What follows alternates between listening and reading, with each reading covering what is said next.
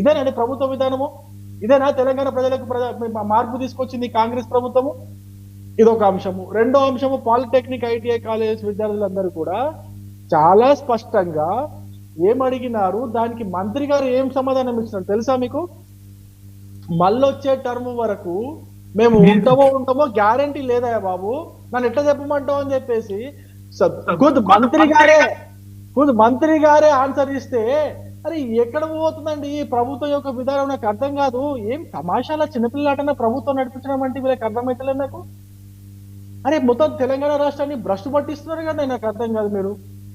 ఎందుకు మీరు ఆత్మహత్య చేసుకున్నా కూడా తప్పులేదు. నేను చెప్తాను, ఈ ప్రభుత్వం ఆత్మహత్య చేసుకున్నా తప్పులేదు. వెంటనే నాకు తెలిసి అసెంబ్లీ పెట్టేసి ఈ ప్రభుత్వం ఈ ముఖ్యమంత్రి పైన అది అవిశ్వాసమా అసమ్మత పెట్టేసి ఈ ప్రభుత్వాన్ని దించేస్తే, లేదా ముఖ్యమంత్రి ఎట్లీస్ట్ దించేస్తే ఈ తెలంగాణ ప్రజలకు పట్టిన శని పోతుందేమో అని అనిపిస్తా ఉంది నాకు. ఎట్లున్నదంటే బీఆర్ఎస్ వాళ్ళు ఇంత చేసిర్రు, నేను అంతకు మించి చేస్తా అని ఒక కంకణం కట్టుకొని చేస్తున్నట్టు ఉన్నది. బీఆర్ఎస్ వాళ్ళు పెట్టంగా లేని మేమెందుకు పెట్టద్దు? 22A బీఆర్ఎస్ వాళ్ళ హయాంలో కొంతమంది కొన్ని పదుల సంఖ్యలో విద్యార్థులు ఆత్మహత్యలు చేసుకున్నారు. కొన్ని ఉద్యోగాలు మేము అమ్ముకున్నాము, వాళ్ళే చేయగలేదు, మేమెందుకు అమ్ముకోవద్దు?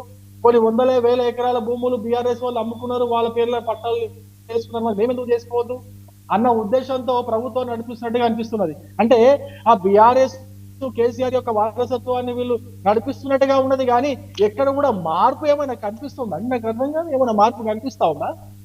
అదే నిరంకుశత్వం కనిపిస్తా ఉంది, అదే బూత్ భాష కనిపిస్తా ఉంది, అదే అహంకార ధోరణి కనిపిస్తా ఉంది, అదే తుగ్లక్ నిర్ణయాలు కనిపిస్తా ఉన్నాయి, అదే పిచ్చి పిచ్చి మాటలు మాకు కనిపిస్తాయి. ఏం మార్పు కనిపిస్తుంది చెప్పండి సార్?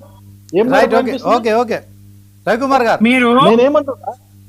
నేనేమంటున్నా ఒక చిన్న పాయింట్ చెప్తాను. ఇప్పుడు ఆరేపల్లి మోహన్ లాంటి సీనియర్ కాంగ్రెస్ నాయకులు ఈ యొక్క ప్రభుత్వంలో ఉన్నట్టు మనకు ఇప్పుడు నేనే ఒక్క పాయింట్ చాలా స్పష్టంగా అడుగుతాను ఆరేపల్లి మోహన్ గారిని. ఏమండి, మీలాంటి సీనియర్ నాయకులకు తెలుసు 22A వల్ల ప్రజలు ఎంత ఇబ్బంది పడుతున్నారో తెలుసు. అయినా కూడా కేవలం మీరు ఏదో ప్రభుత్వంలో ఉన్నారు కాబట్టి, ఆ పార్టీలు ఉన్నారు కాబట్టి వెనుకేసుకొని పని చేయడం అనేది పెద్ద పాపం. అది క్షమించారని నేరం మీకు నేను చెప్తున్నా. మీరు మనస్ఫూర్తిగా మాట్లాడాలి. ఎంతో మంది ఇప్పటికే మీ పార్టీలో ఉన్నటువంటి మంత్రులు మనస్ఫూర్తిగా బయటకు వచ్చి మాట్లాడుతున్నారు. మీ పార్టీలో ఉన్నటువంటి ఎమ్మెల్యేలు ఎంతో మంది బయటకు వచ్చి మాట్లాడుతున్నారు ఈ నిర్ణయాలకు వ్యతిరేకంగా. ఎవడి పాలైందో తెలంగాణ అని చెప్పేసి మీ ఎమ్మెల్యేలు మాట్లాడుతున్నారు. ఎవడు రేవంత్ రెడ్డి అని చెప్పేసి మీ మంత్రుల బిడ్డలు మాట్లాడుతున్నారు. ఎవడు అని చెప్పేసి చిన్నారెడ్డి లాంటి సీనియర్ నాయకులు మాట్లాడుతున్నారు. మీరు ఏ విధంగా వెనకేసుకొని రాగలుగుతున్నారు సార్? నాకు అర్థం. రవికుమార్ గారు ఒకసారి